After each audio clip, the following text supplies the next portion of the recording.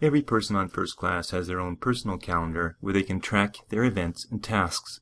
If you work closely with others, you may wish to subscribe them to your calendar and give them permissions to view or edit content that override the defaults that are set by your system administrator.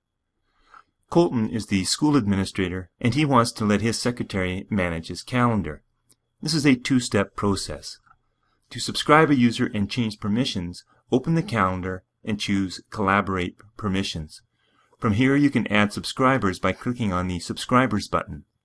Colleen Essler is the school secretary, so Colton clicks on the Add Subscriber button and types her name in to find her in the directory, then clicks on Add. As you will see shortly, this will put a copy of his calendar inside Colleen's own calendar. The next thing that Colton has to do is change the permissions on his calendar so that Colleen can manage it for him.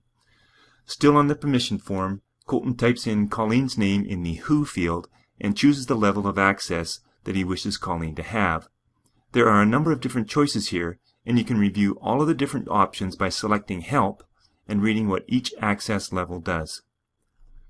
Colton has determined that he wishes to allow his secretary to manage his calendar completely, so he chooses Editor Permission.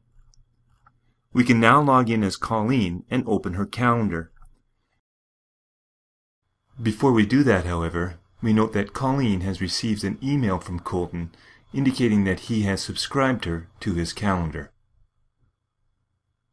We see that on the Calendars tab we have an option to enable Colton's calendar. Checking the box displays all of Colton's events. If she right-clicks on the calendar name, she can change the color of all of Colton's events so that they are more identifiable. The way the calendar is viewed is called a punch-through calendar. Colleen would rather have the calendar out of her calendar and on her desktop. To remove it from her calendar, she double-clicks on Colton's name to open the calendar in a new window. From here, she chooses Collaborate, Add to Desktop, and closes the calendar. This has now added an alias of the calendar to her desktop, and she can now delete the one that's on her Calendar tab. Closing the window reveals the calendar on her desktop. You may find, depending on how your system administrator set up your calendar, that you cannot move it from the location that it was placed on your desktop.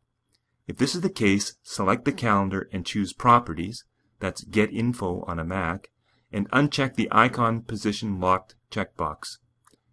Now you'll be able to move your calendar around.